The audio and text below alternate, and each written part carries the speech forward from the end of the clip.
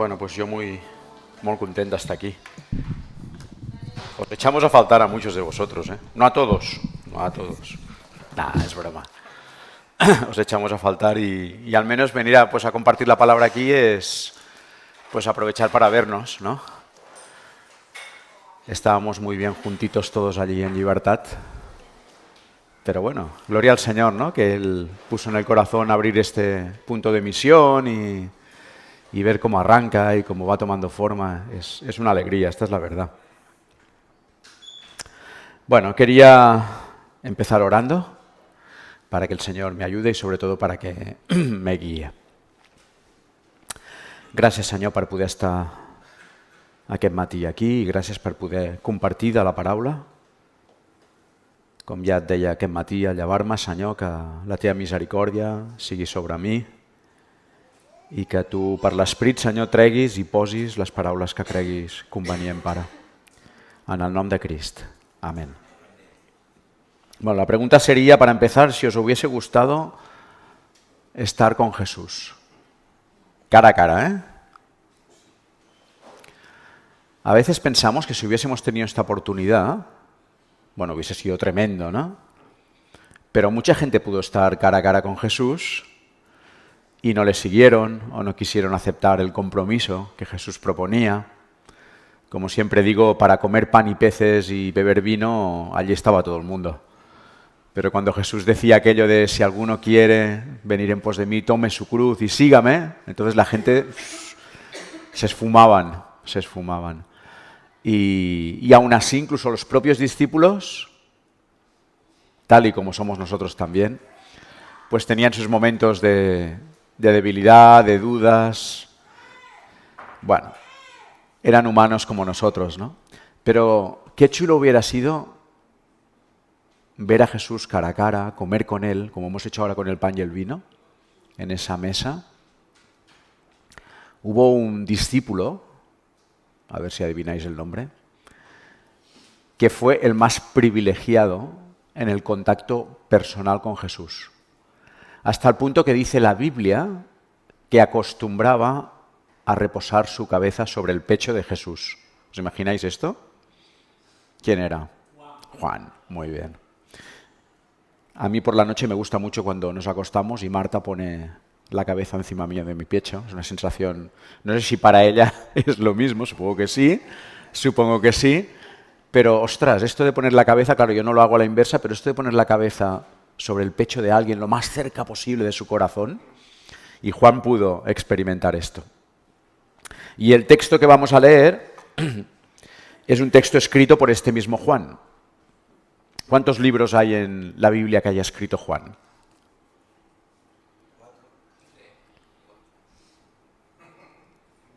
5. Tenemos el Evangelio de Juan, tenemos sus 3 cartas y tenemos el Apocalipsis, escritos por Juan. Y todos ellos empiezan haciendo referencia a lo cerca que Juan pudo estar de Jesús. Es curioso. Juan quedó impactado y siempre hace 2 cosas. Una, volver al principio, siempre empieza con lo de en el principio y siempre acaba saliendo que él vio con sus propios ojos a Jesús. ¿Cómo debería pesar en la vida de Juan saber eso? Así que encontramos a un Juan joven, fuerte, impetuoso, discípulo, pero también encontramos a un Juan ya anciano cuando escribe estas 3 cartas y sobre todo cuando escribe el Apocalipsis, que como acabamos de cantar diría, yo toda mi vida vivo para ti. O sea, no voy a cambiarlo. Lo que en mi vida ha producido el estar cerca de Jesús, eso no va a cambiar. Y fijaros que el último libro que escribe Juan, que es el Apocalipsis, él está desterrado. Era uno de los castigos que solían hacer y le desterraron a una isla, lejos de su gente ya, y allí morían. Y aún así, estando en esta situación, Juan sabe sobre quién estuvo su cabeza reposando y habla de Jesús. Y el Señor le compensa y le muestra toda una profecía maravillosa, muy simbólica, pero cargada de explicar que un día Juan va a estar de nuevo reposando su cabeza sobre el pecho de Jesús, como nosotros. ¿Será así? Claro, pensamos, habrá tanta gente, habrá cola, ¿no, Marta? ¿Cómo lo haremos? No lo sé, pero yo se lo pediré, ¿eh? Ya se lo pido ahora. A mí me encantaría estar en silencio y quedarme sentadito a sus pies o reposar mi cabeza sobre su pecho. Porque de palabras, bueno, ¿qué vas a decir, no? Pero estar con Jesús. Vamos a leer el primer capítulo de su primera carta. Aquí nos encontramos ya un Juan veterano, un Juan que está sufriendo también como sus hermanos persecución, un Juan que está viviendo momentos difíciles, pero como os decía, hace este reset de volver a cuando él estuvo muy cerca de Jesús. Es la primera epístola de Juan, la primera carta, y el capítulo 1, versículo 1. Vamos a leer hasta el primer versículo del capítulo 2. Lo que era desde el principio, fijaros, empieza igual que el Evangelio de Juan, empieza igual que el Apocalipsis prácticamente. Lo que era desde el principio, lo que hemos oído, lo que hemos visto con nuestros ojos, lo que hemos contemplado y palparon nuestras manos, tocante al verbo de vida, se refiere a Jesús, y pone un paréntesis aquí, porque la vida fue manifestada y la hemos visto y testificamos y os anunciamos la vida eterna, la cual estaba con el Padre y se nos manifestó.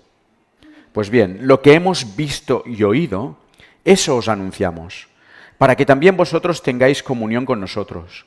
Y nuestra comunión con nosotros, y nuestra comunión verdaderamente es con el Padre y con su Hijo Jesucristo. Estas cosas os escribimos para que vuestro gozo sea cumplido. Este es el mensaje que hemos oído de Él y os anunciamos. Dios es luz y no hay ningunas tinieblas en Él. Algunas versiones dicen no hay oscuridad en Él. Si decimos que tenemos comunión con Él y andamos en oscuridad, en tinieblas, mentimos y no practicamos la verdad. Pero si andamos en luz como Él está en luz, tenemos comunión unos con otros y la sangre de Jesucristo, su Hijo, nos limpia de todo pecado. Por segunda vez, dice el autor, si decimos que no tenemos pecado, nos engañamos a nosotros mismos y la verdad no está en nosotros. Si confesamos nuestros pecados, Él es fiel y justo para perdonar nuestros pecados y limpiarnos de toda maldad. Y vuelve otra vez el autor. Si decimos que no hemos pecado, lo hacemos a Él mentiroso. Si tenéis, lo digo porque a veces esta expresión nos cuesta un poco, si tenéis delante una versión popular, Dios habla hoy, dice que hacemos que parezca mentiroso. Y la nueva versión internacional dice, le hacemos pasar a Él por mentiroso. ¿Sí? Entonces es importante que dice aquí que si decimos que no hemos pecado, le hacemos a Él pasar por mentiroso, desacreditamos su palabra y además su palabra no está en nosotros. Hijitos míos. Aquí Juan seguro que recuerda estas palabras de Jesús también. Hijos, hijitos míos, estas cosas os escribo para que no pequéis. Y si alguno hubiere pecado, abogado tenemos para con el Padre, a Jesucristo, el justo. Juan dice, estas cosas os escribimos, versículo 4 del capítulo 1, y también en el 2:1. Estas cosas os escribo, os escribimos. Luego dice, estas cosas os anunciamos. El versículo 2, el 3 y el 5, 3 veces lo dice, os anunciamos. Estas cosas testificamos, segundo versículo del capítulo 1. Y lo hace en plural cuando dice esto, porque no es su esfuerzo personal de Juan, sino que es el esfuerzo de todos los apóstoles. Para ser apóstol hacían falta 3 requisitos. No vamos a entrar ahora en esto, pero uno de ellos era que un apóstol tenía que haber visto con sus propios ojos a Jesucristo resucitado. Y eso lo hicieron todos. Y diréis a lo mejor, hombre, hay uno que no, Pablo. Pero recordad que Pablo tuvo un encuentro en el camino con el Cristo resucitado. Y todos estos apóstoles podían decir, os escribimos, os anunciamos, os testificamos. ¿Y qué es lo que os anunciamos? Y ahí viene, a ver si sé cómo va esto. Ya está puesto, muy bien.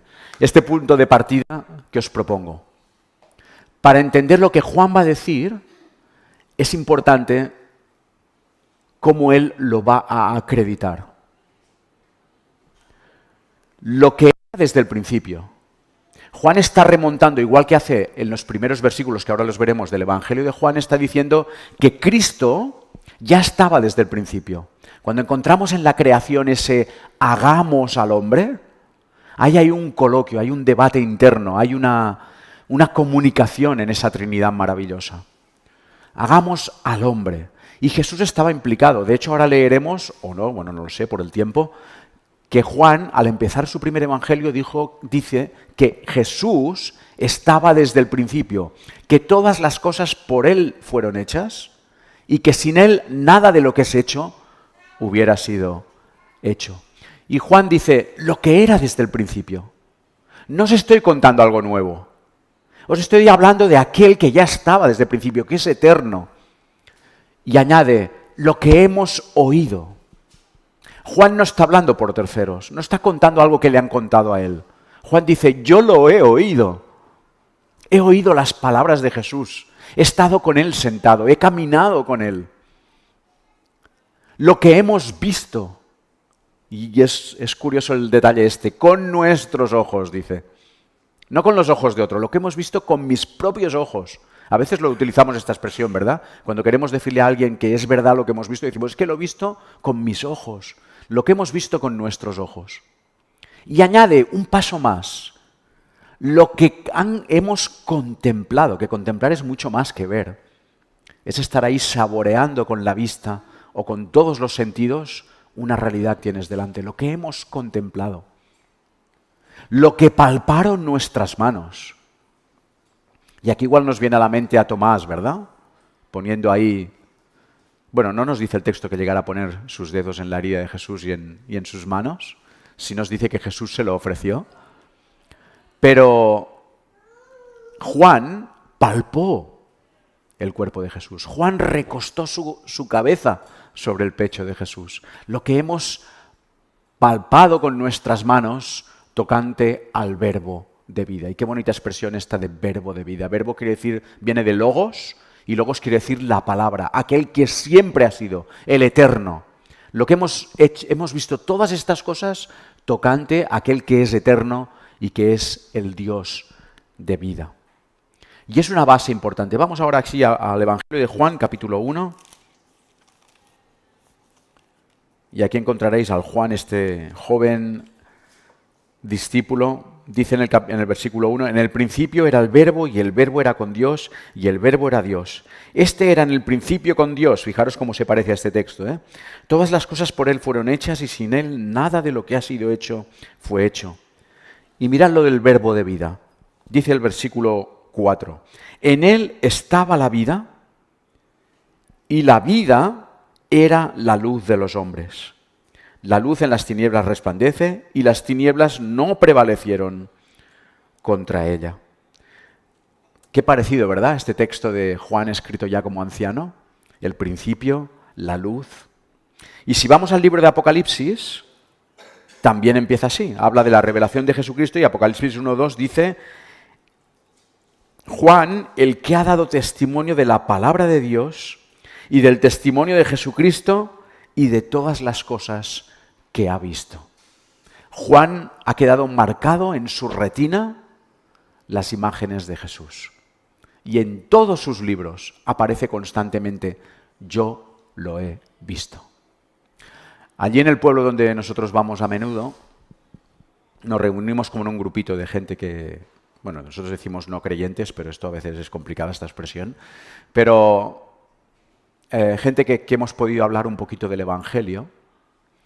Pero son gente, bueno, uno es físico cuántico, bueno, o le gusta la física cuántica, pero ha estado director de escuela, otra directora de escuela, un neurólogo, un astrónomo. Alguno de ellos ha escrito 2 o 3 libros. Y yo digo, esta gente están en alturas. Otro es un amante de la filosofía.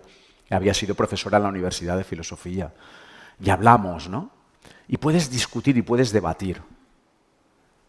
Pero a mí me encanta cuando llego al final de la conversación, que me miran así con cara extraña, pero les digo, mirad, yo ya no puedo deciros más, yo no puedo rebatiros todo esto. Yo no sé tanto como vosotros, pero solo os digo una cosa, Jesús está conmigo. Si pudiera demostrároslo, si pudiera hacer que vivierais esta relación con Él, daría todo lo que pudiera. Y claro, ¿cómo demuestro yo eso? ¿Con qué argumentos? Pero es un poco lo que le está pasando a Juan aquí. Juan está diciendo, si pudierais haberle visto como yo lo he visto, si pudierais haberle tocado como yo lo he tocado, por favor, reaccionad. Reaccionad porque es un Dios cercano. Jesucristo estuvo aquí entre nosotros y es verdad. ¿Qué ocurrió? ¿Por qué Juan se empeña en toda esta defensa?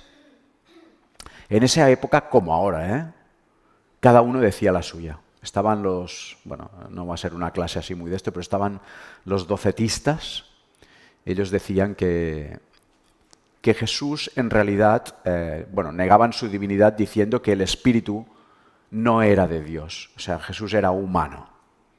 Olvidaban la parte divina. Estaban los gnósticos, que decían, y conocéis algunos del platonismo cuando habéis estudiado en filosofía, que decían, el cuerpo solo trae cosas malas, el espíritu siempre es bueno, y algún día nuestro cuerpo se abrirá como una jaula y el espíritu podrá escapar ya para siempre de este cuerpo débil, ¿no? Entonces ellos decían, como la carne es mala, pues Jesús no podía ser tampoco Dios corporalmente. Era el espíritu, pero su cuerpo no era. Estaban los seguidores de Ferinto, que decían, encontraron ahí una fórmula media, dijeron, mirad, el Espíritu de Dios estuvo sobre Jesús solo desde el bautismo hasta su muerte. Ni antes ni después. Bueno, decían la suya cada uno, ¿no? Y hoy en día también mucha gente diría de Jesús. Mucha gente nos dice, Jesús, oye, está claro que fue un personaje histórico, porque eso ya no lo niega nadie, pero eso de que era Dios, era un buen hombre, era un gran líder, impactó en su sociedad, pero eso de que era Dios. Y Juan está viviendo en todo este debate también con sus conciudadanos y se esfuerza en esto. Está diciendo, lo hemos oído, lo hemos visto, lo hemos contemplado, lo hemos palpado, pero sobre todo, tened en cuenta al final, Él era el verbo de vida, Él era el Dios eterno hecho hombre. Y ya Juan, después de haber hecho esta preciosa introducción, dice, versículo 5 de este capítulo 1, este es el mensaje, dice literalmente. Os he dicho todo esto porque quiero que sepáis una cosa. ¿Y cuál es el mensaje? Dice que Dios es luz y oscuridad en Él. ¿Qué ocurre con la luz? Tú tienes tu piso sucio y si cierras las luces, pues bueno, pues mira, tira para adelante, ¿no? Cuando abres las luces dices, madre mía. O a veces cuando estás en tu lavabo, si tienes buena luz en el espejo, o un espejo de estos que amplían, ¿no? Cuando hay luz, sale todo al descubierto. Yo ya últimamente, Marta tenía uno de estos así, bueno, lo tiene, y yo aprovecho y me miro y digo, madre mía, cuántas arrugas hay aquí ya. Pero la luz y la ampliación de lo visual nos muestra una realidad. Y Dios es luz.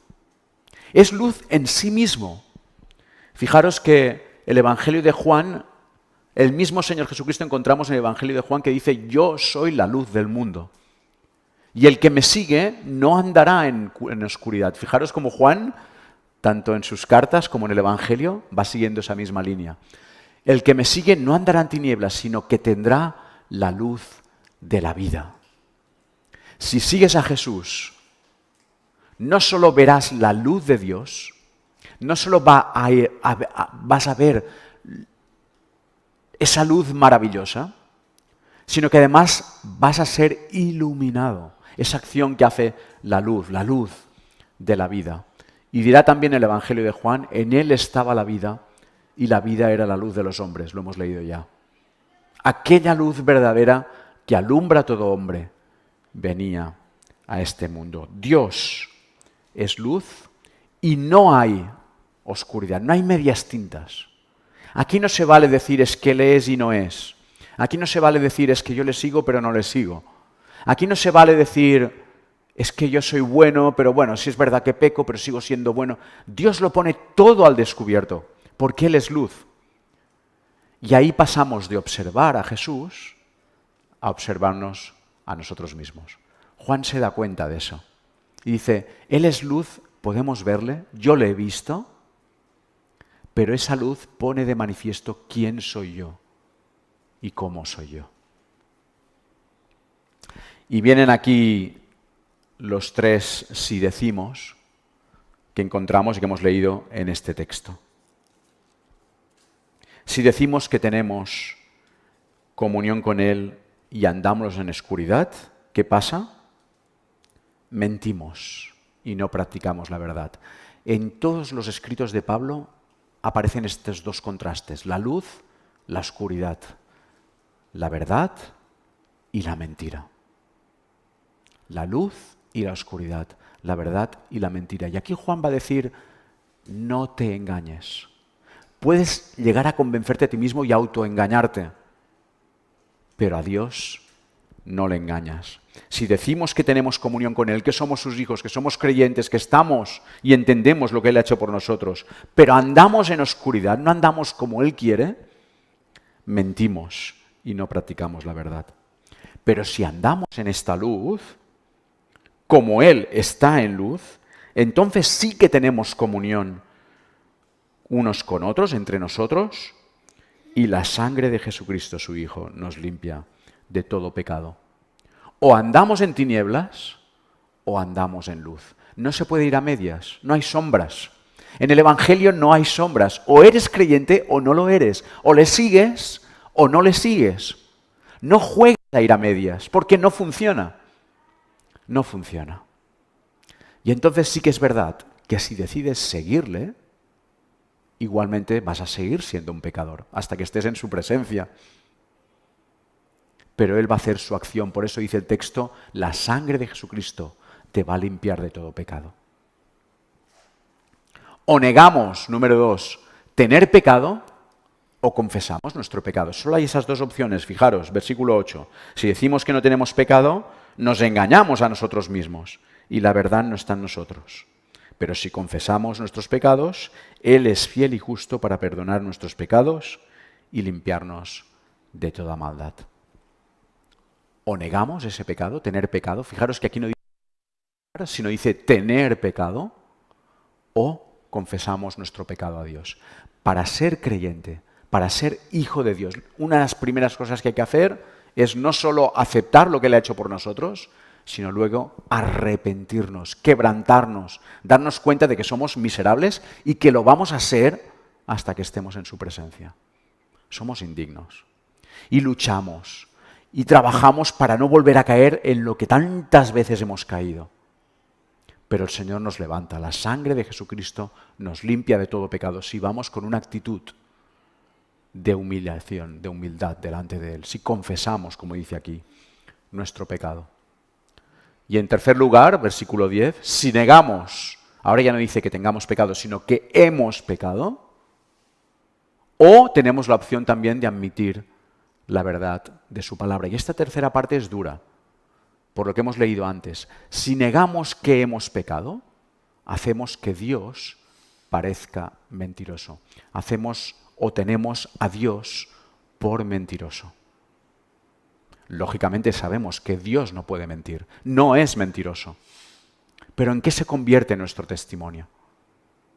¿Cómo está nuestra imagen delante de Él? Estamos diciéndole, Jesús, yo te doy mi vida, acabamos de cantarlo hace un momento, ¿no? Te doy mi corazón, yo vivo para ti. Pero el Señor dice, esfuérzate, lucha por cambiar eso. Trabaja por no pecar. Repasa tu vida de santidad. Ponte delante del Señor sinceramente. Y dice el Señor, yo te ayudaré a seguir andando el camino.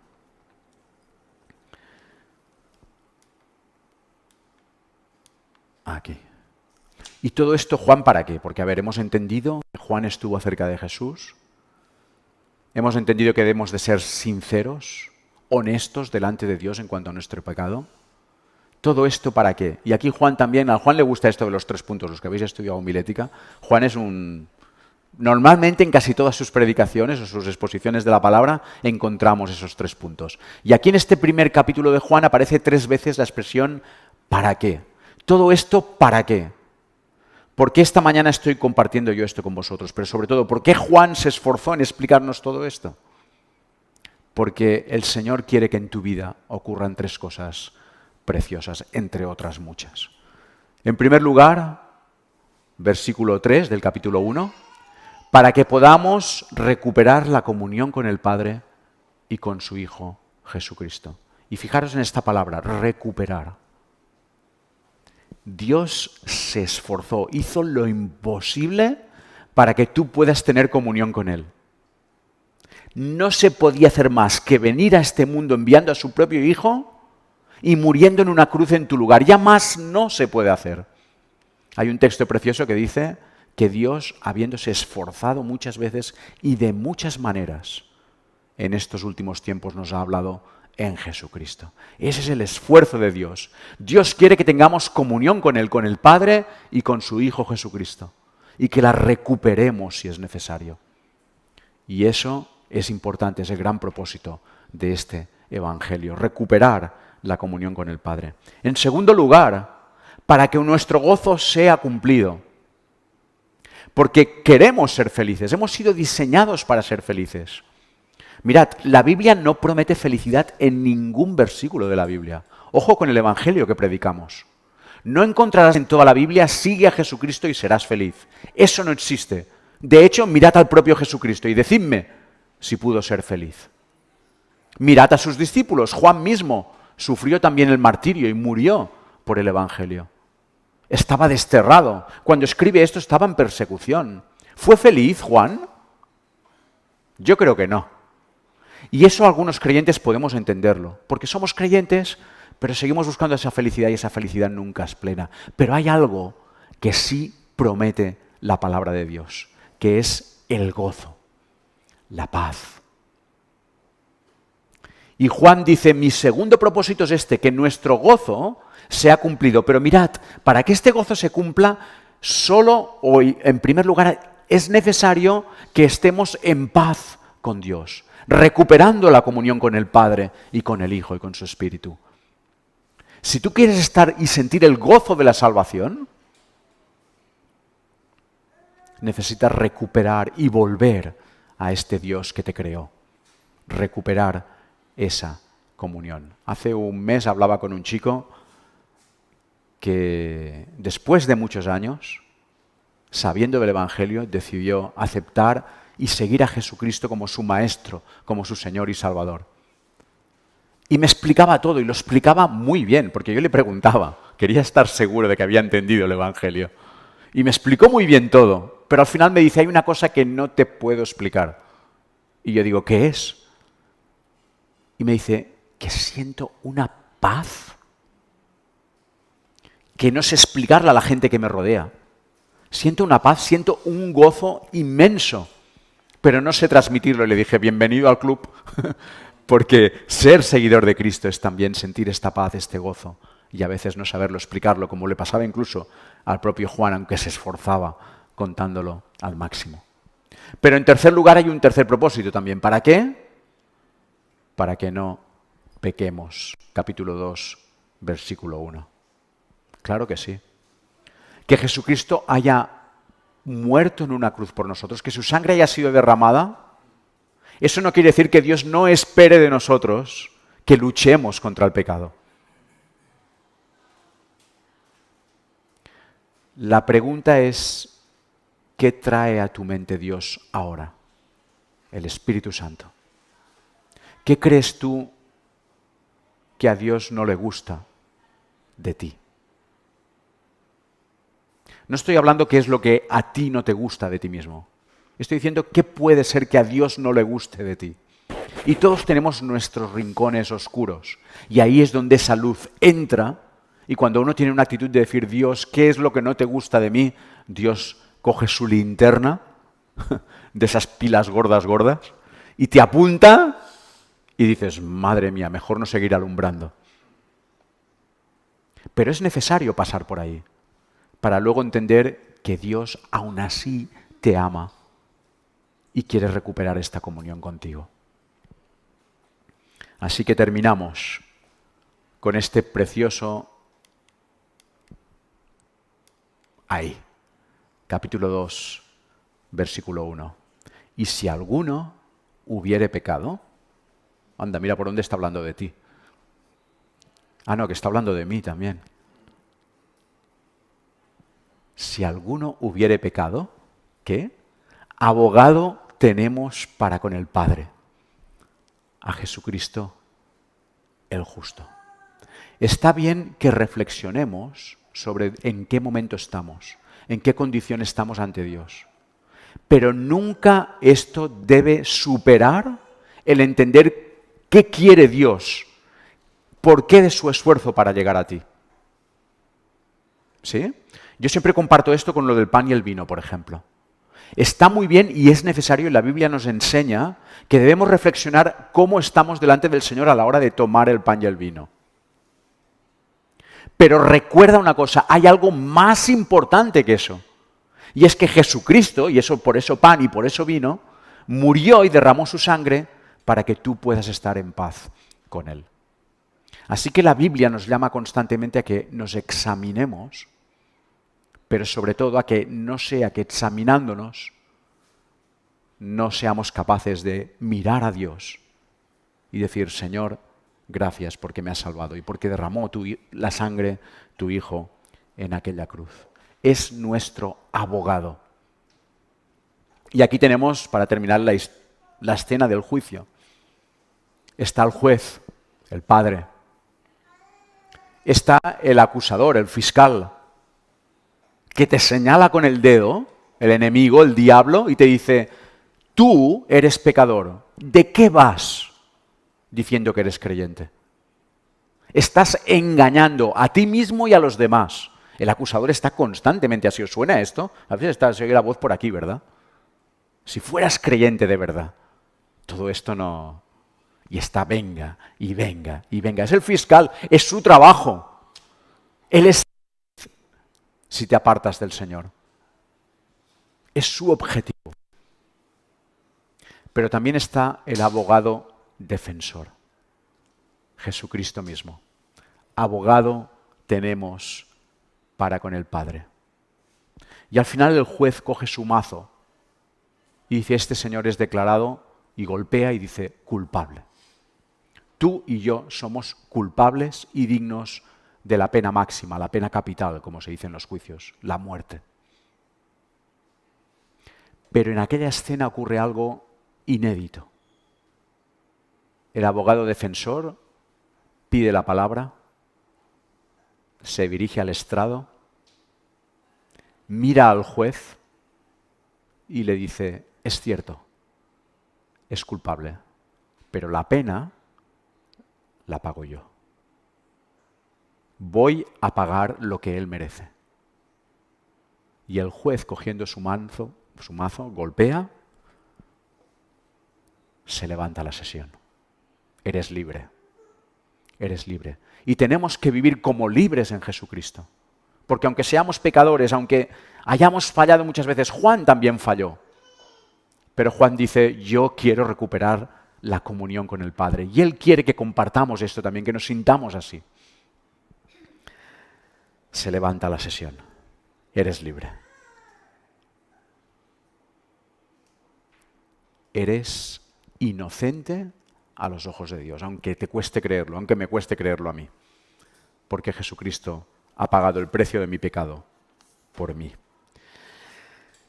Seguiremos andando como podamos, pero no vivamos en oscuridad.